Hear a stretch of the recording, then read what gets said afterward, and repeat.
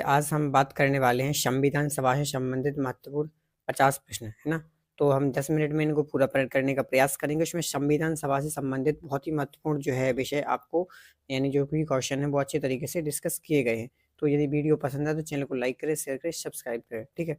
तो चलिए शुरुआत करते हैं हम यहाँ से। जैसे फर्स्ट क्वेश्चन है हमारा, 1922 में निम्नलिखित में से किसने या किसके द्वारा व्यक्त किया गया कि भारतीय संविधान भारतीयों की इच्छा अनुसार होगा। ऑप्शन है आपके लिए महात्मा गांधी, मोतीलाल नेहरू, गोपाल कृष्ण गोखले और बाल गंगाधर तिलक। ठीक है, तो 1922 में फ्रेंड्स मैं आपको बता दूं इसका सही उत्तर क्या हो जाएगा, ऑप्शन ए, यानी कि महात्मा गांधी के द्वारा ये वक्तव्य दिया गया था। इन्होंने बात की थी कि जो भारत का संविधान है वो किसके भारतीयों के अनुसार होगा। ठीक है, अगला प्रश्न हम देख लेते हैं। देखिए अगला प्रश्न है, 1924 ईस्वी में किसके द्वारा ब्रिटिश सरकार से यह मांग की गई कि भारतीय संविधान के निर्माण के लिए संविधान सभा का गठन किया जाए। ठीक है फ्रेंड्स, तो इसमें आप देख सकते हैं एम एन रॉय, महात्मा गांधी, मोतीलाल नेहरू और गोपाल कृष्ण गोखले। तो फ्रेंड्स इसका सही उत्तर हो जाएगा मोतीलाल नेहरू। 1924 में मोतीलाल नेहरू द्वारा इस बात की इस घोषणा की गई थी कि जो भारत का संविधान है भारतीयों के अनुसार ही, यानी भारत का संविधान निर्माण के लिए संविधान सभा की आवश्यकता होगी। ठीक है, अगला प्रश्न है, संविधान सभा के विचार का औपचारिक रूप से, ठीक है यहाँ देखिए क्या लिखा हुआ, औपचारिक रूप से, यानी जो फॉर्मल रूप से इसकी वो है डिमांड किसने की थी, ठीक है, विचार किसने दिया था। तो फ्रेंड्स मैं बता दूं इसका सही उत्तर क्या हो जाएगा, एम एन रॉय, है ना। एम से क्या हो जाए, मानवेंद्र नाथ राय, ध्यान रखना, है ना, मानवेंद्र नाथ राय, यानी एम एन रॉय ने 1934 में सबसे पहले औपचारिक रूप से संविधान सभा की जो है संविधान सभा के लिए प्रतिपादन किया था इस विचार का। ठीक है फ्रेंड्स, अगला प्रश्न है हमारा, संविधान सभा को किसने मूर्त रूप प्रदान किया। महात्मा गांधी ने, मोतीलाल नेहरू ने, एम एन रॉय ने और जवाहरलाल नेहरू ने। ठीक है फ्रेंड्स, तो इसका सही उत्तर हो जाएगा हमारा ऑप्शन डी, जवाहरलाल नेहरू ने एक मूर्त रूप प्रदान किया किसको, संविधान सभा को। ठीक है, अगला प्रश्न है, कांग्रेस ने किस वर्ष किसी प्रकार के बाह्य हस्तक्षेप के बिना भारतीय जनता द्वारा संविधान के निर्माण की मांग को लेकर प्रस्ताव पारित किया था।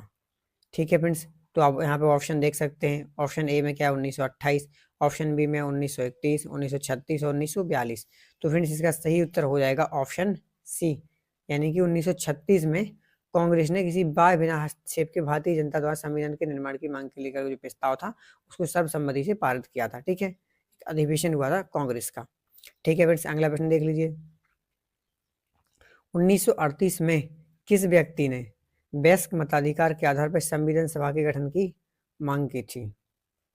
1938 में किस व्यक्ति ने, ठीक है, तो फ्रेंड्स इसका बिल्कुल मैं बात करूं तो सीधा सही उत्तर हो जाएगा क्या, जो है जवाहरलाल नेहरू। ठीक है, तो आप जो है क्वेश्चन को पढ़ते जाइए, पॉज करके उसका आंसर मन में सोचिए, सही है तो कमेंट करते जाइए साथ में। ठीक है, और मेरा नाम है फ्रेंड्स लक्ष्मण राजपूत और मेरी संस्था का नाम है MKGIS।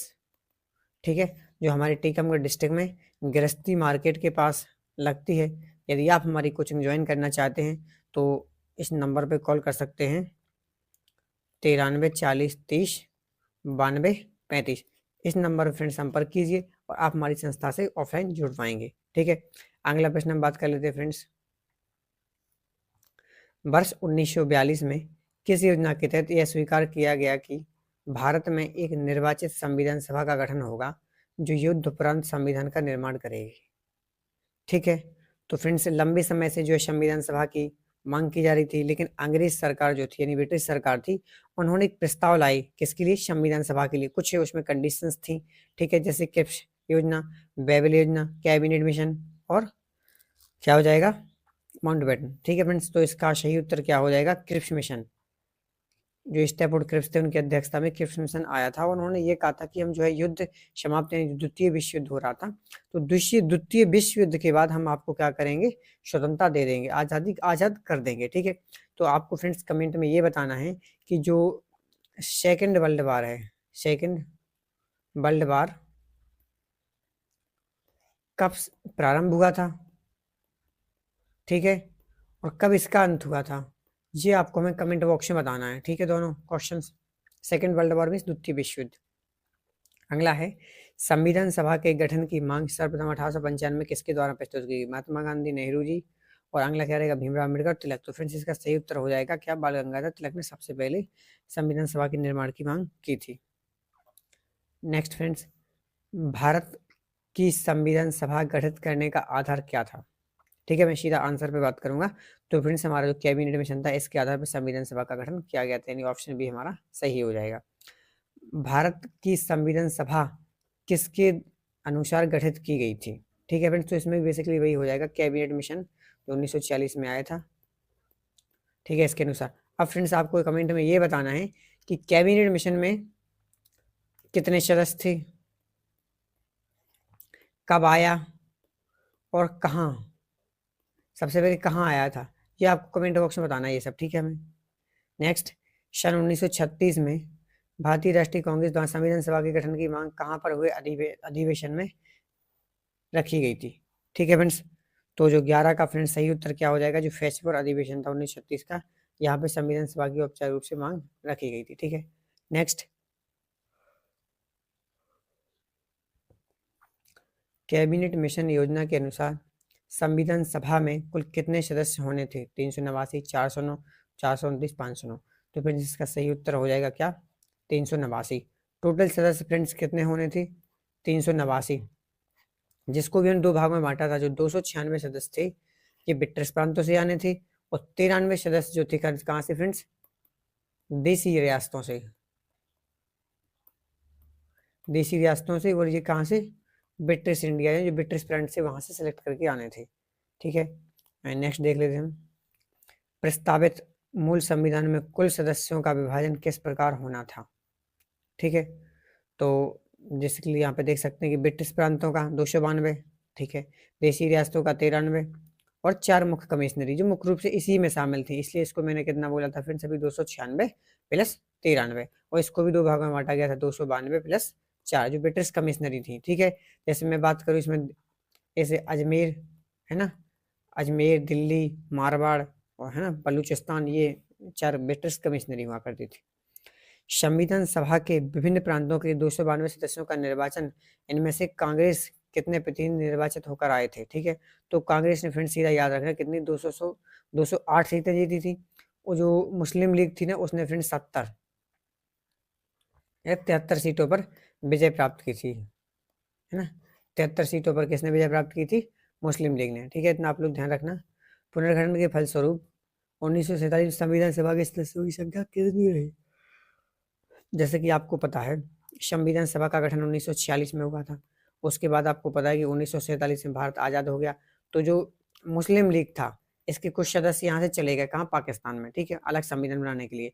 तो इसके बाद जो भारत में सदस्य बने थे उनकी कुल संख्या कितनी थी? 289।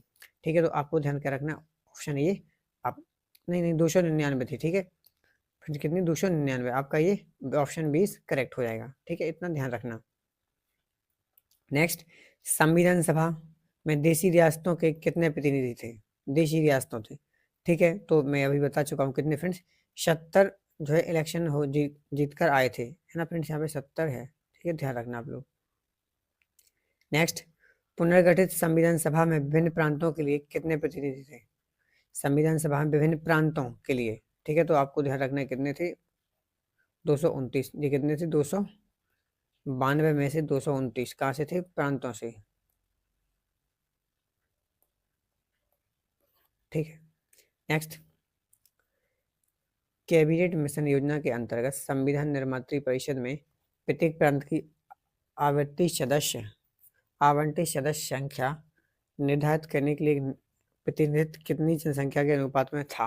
ठीक है, तो जो हमें लोग भेजने थे वो 10 लाख की जनसंख्या पर एक व्यक्ति संविधान सभा में जाना तय किया गया था। संविधान सभा के सदस्यों को निम्न में से किसने प्रत्यक्ष रूप से निर्वाचित किया था? ठीक है, तो प्रांतों की विधानसभाओं से प्रत्यक्ष रूप से निर्वाचित होकर ये गए थे। नेक्स्ट, संविधान सभा में किस प्रांत का प्रतिनिधित्व सबसे अधिक था? तो मैं बात करूँ कहाँ से फ्रेंड्स? जो संयुक्त प्रांत जिसको हम आज क्या बोलते हैं, यूपी, यहाँ से लगभग 95 नहीं 55 सदस्यों का चयन हुआ था। ठीक है, नेक्स्ट, संविधान सभा में किस देशी रियासत के प्रतिनिधि ने भाग नहीं लिया था? ठीक है फ्रेंड्स, तो जो हैदराबाद थी यहाँ के कोई भी प्रतिनिधि नहीं गया था, यानी हमारा ऑप्शन सी सही हो जाएगा। ठीक है, भीमराव अंबेडकर संविधान सभा में कहाँ से निर्वाचित हुए थे? देखिए ये भारत था उस टाइम का, तो सबसे पहले वो यहाँ से, इसको हम बोलते थे पूर्वी बंगाल। क्या बोलते थे भाई साहब इसको? इसको बोलते थे पूर्वी बंगाल, सबसे पहले यहाँ से। लेकिन जैसे ही आज़ादी के बाद आप नहीं, यानी 1900 कब, आज़ादी के बाद आपको जैसे कि पता है ये किस में चला गया था? हाँ, पाकिस्तान में चला गया था। ठीक है, पाकिस्तान में जब चला गया था तो इसके बाद इन्होंने यहाँ से त्यागपत्र दे दिया, या मुंबई प्रेसिडेंसी पूना सीट से, है ना, कहाँ से? पूना से। बाद में इनको पूना से लड़वाया गया था, लेकिन इसका सही उत्तर हमारा क्या हो जाएगा? पश्चिम बंगाल से। ठीक है, संविधान सभा में सबसे पहले पश्चिम बंगाल से निर्वाचित हुए थे, वही एक सीट थी। ठीक है, मुस्लिम लीग ने किस कारण संविधान सभा का बहिष्कार किया? ठीक है, तो मुस्लिम लीग संविधान सभा के लिए अलग, है ना, बिल्कुल बिल्कुल सही ऑप्शन सी है इसका करेक्ट हो जाएगा, कि मुस्लिम लीग से मुसलमानों के लिए अलग संविधान बनाना चाहती थी, अलग देश बनाना चाहती थी। संविधान सभा का चुनाव निम्न में से किस आधार पर हुआ था? ठीक है, तो ये हुआ था फ्रेंड्स किस पर? वर्गीय मताधिकार के आधार पर। नेक्स्ट, संविधान सभा के सदस्य प्रतिनिधि थे जनता द्वारा प्रत्यक्ष निर्वाचित, जनता द्वारा अप्रत्यक्ष, जनरल मंडली, कांग्रेस मुस्लिम लीग द्वारा नामांकित। ठीक है, तो फिर से इसका सही उत्तर क्या हो जाएगा? ऑप्शन बी, जनता द्वारा अप्रत्यक्ष निर्वाचित। संविधान, भारतीय संविधान निर्मात्री सभा, इसमें 4 में से आपको चुनना है, इसके बारे में सही क्या है? ठीक है, तो इसका सही उत्तर फ्रेंड्स ऑप्शन बी हो जाएगा, प्रांतीय विधानसभाओं द्वारा परोक्ष यानी अप्रत्यक्ष रूप से अनुपातिक प्रतिनिधित्व प्रणाली द्वारा चुनी गई थी। डन।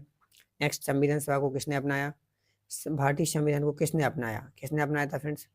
तो ये अपनाया था हमारी संविधान सभा ने। नेक्स्ट, संविधान सभा के चुनाव कब संपन्न हुए? ये हुए थे फ्रेंड्स 1946 में। यहाँ तक क्लियर? संविधान सभा की स्थापना कब हुई? तो मतलब पहली बैठक कोई उसकी स्थापना तिथि माना जाता है 9 दिसंबर 1946 को पहली बैठक हुई। संविधान सभा का प्रथम अधिवेशन कहाँ हुआ था? जो है दिल्ली के कौंसिल चैम्बर भवन में हुआ था, पुस्तकालय भवन में, है ना। संविधान सभा के उद्घाटन समारोह की अध्यक्षता किसने की? किसने की भाई? डॉक्टर सच्चिदानंद सन्ना, यही थे अस्थायी अध्यक्ष, है ना। क्या थे? अस्थायी अध्यक्ष।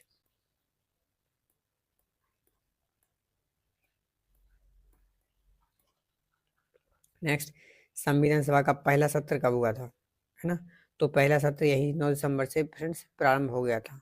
ठीक है, संविधान सभा के अस्थायी अध्यक्ष कौन थे? मैं ही बता चुका हूँ, डॉक्टर सच्चिदानंद सिन्हा अस्थायी अध्यक्ष थे। संविधान सभा के स्थायी अध्यक्ष कौन थे? तो डॉक्टर राजेंद्र प्रसाद संविधान सभा के फ्रेंड्स क्या थे? स्थायी अध्यक्ष थे। नेक्स्ट क्वेश्चन, 11 दिसंबर 1946 को संविधान सभा का स्थायी अध्यक्ष किसे चुना गया? ठीक है, डॉक्टर राजेंद्र प्रसाद को चुना गया था। संविधान सभा के संवैधानिक सलाहकार कौन थे फ्रेंड्स? ठीक है, संविधान सभा के संवैधानिक सलाहकार कौन थे? तो ये थे फ्रेंड्स कौन सा? बी.एन. राव। अब आप सोच सर ऑप्शन में बी.एन. राव नहीं है, तो बिल्कुल ये है, बी से हो गया बेनेगल, एन से हो गया नरसिंह, नरसिंह, है ना। तो हमारा ऑप्शन डी इस करेक्ट हो जाएगा। संविधान सभा के चुने हुए स्थायी अध्यक्ष कौन थे? तो फ्रेंड्स सही उत्तर हमारा पास हो जाएगा option C, doctor Rajendra Prasad. निम्नलिखित में से कौन संविधान सभा का सदस्य नहीं था? ठीक है, तो जो एच बेग थे, ये क्या थे? एक जज थे, ध्यान रखना।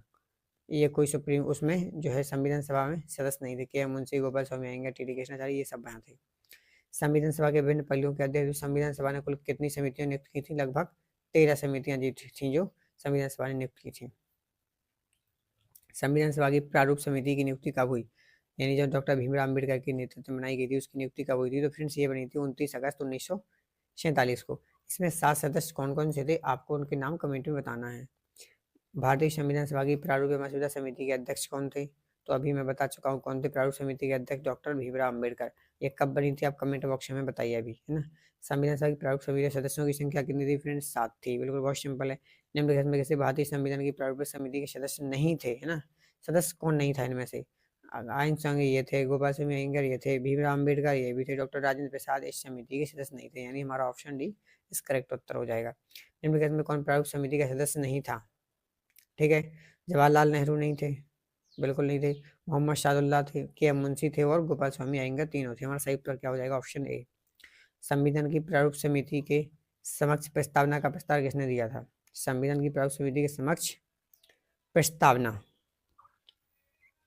यानी कहने का सीधा एक ही मतलब है कि संविधान की प्रारूप समिति के जो है समक्ष प्रस्ताव किसने दिया था? ठीक है, तो बेसिकली आप लोग पता होना चाहिए किसने ये सब ऑब्जेक्टिव मोशन, यानी जिसको उद्देश्य प्रस्ताव कहते हैं, जवाहरलाल नेहरू ने पेश किया था।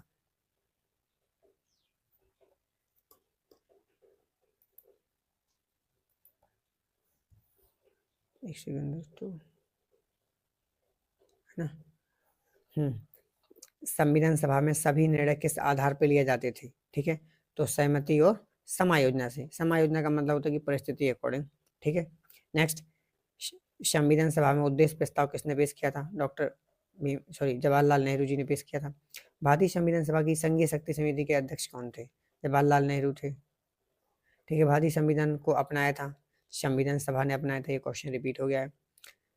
भारत को एक संविधान देने का प्रस्ताव संविधान सभा द्वारा कब पारित किया गया? ठीक है, तो भारत को एक संविधान देने का प्रस्ताव ये हुआ था 22 जनवरी 1947 को, है ना। इस दिन जो ऑब्जेक्टिव मोशन यानी उद्देश्य प्रस्ताव तो इसको पारित किया गया था, ठीक है। संविधान की निर्माण समय झंडा समिति के अध्यक्ष कौन थे? फ्रेंड्स इसमें के मुंशी, है ना, इनमें कोई ऑप्शन नहीं है। अगर हम बात करें झंडा समिति के अध्यक्ष कौन थे, तो वो थे हमारे कौन? डॉक्टर राजेंद्र प्रसाद। कौन थे? डॉक्टर राजेंद्र प्रसाद।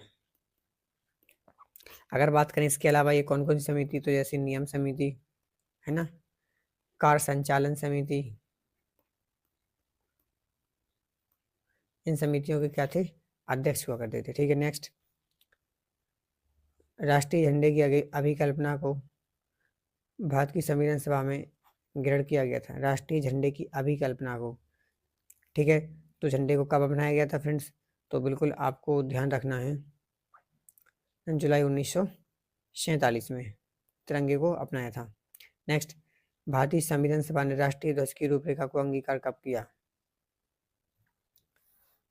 ठीक है, क्वेश्चन है, भारतीय संविधान सभा ने राष्ट्रीय ध्वज की जो रूपरेखा थी, उसका डिजाइन था, उसको कब एडॉप्ट किया था? ठीक है, तो फ्रेंड्स ये क्या हो जाएगा हमारा 22 जुलाई 1900, इसको हम तब अपनाया था। कब? 22 जुलाई 1947 को। नेक्स्ट, संविधान सभा ने संविधान को अंतिम रूप किस दिन पारित किया था? ठीक है, आपको पता है कब? 26 नवंबर 1949 को इसी दिन हमने अंगीकृत किया था। नेक्स्ट, संविधान सभा अंतिम रूप से किस तारीख, संविधान सभा अंतिम रूप से किस दिन आखिरी बार मिली, यानी अंतिम बैठक पूछना चाह रहे हैं, तो ये हुई थी हमारी 24 जनवरी 1950 को। किस, अब ये थोड़ी एक्ट से कुछ क्वेश्चन है, फिर को भी देख लीजिए थोड़ा। किस अधिनियम के माध्यम से भारत में शिक्षा के लिए 1 लाख रुपए खर्च करने का प्रावधान तो 1813 के एक्ट में रखा गया था? पहले सी सही हो जाएगा।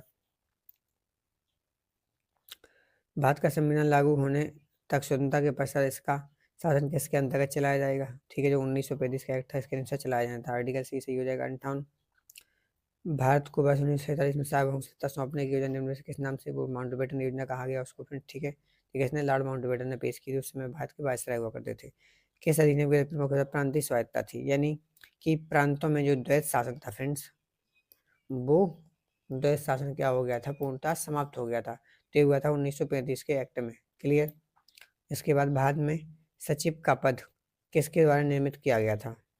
जो राज्य सचिव था, तो उसको बनाया गया था कब? 1857 की क्रांति के बाद भारत शासन अधिनियम 1958। ठीक है फ्रेंड्स, तो यहाँ पे हमारे संविधान सभा से संबंधित क्वेश्चन जो है शॉर्ट क्वेश्चन कंप्लीट होते हैं। यदि आपको हमारा वीडियो पसंद आए तो चैनल को लाइक करें, शेयर करें, सब्सक्राइब भी करें, अपने दोस्तों को शेयर भी करें। ठीक है, ऐसे ही वीडियो देखने के लिए हमारे चैनल पर आप जाइए, बहुत सारे आपको अलग अलग विषय के जो है क्वेश्चन है इस तरह से आपको देखने को मिल सकते हैं। वीडियो पसंद है चैनल को लाइक करें, शेयर करें, सब्सक्राइब करें। और हमारी ऑनलाइन कोचिंग यदि ऑफलाइन कोचिंग यदि आप ज्वाइन करना चाहते हैं तो आप हमारे टीकमगढ़ डिस्ट्रिक्ट विजिट कर सकते हैं, गृहस्थी मार्केट अस्पताल के पास, वहाँ कांच वाली बिल्डिंग के पास। मोबाइल नंबर मैंने वीडियो में दे दिया है, तो वहाँ पर देख सकते हैं। थैंक यू, धन्यवाद, जय श्री राम।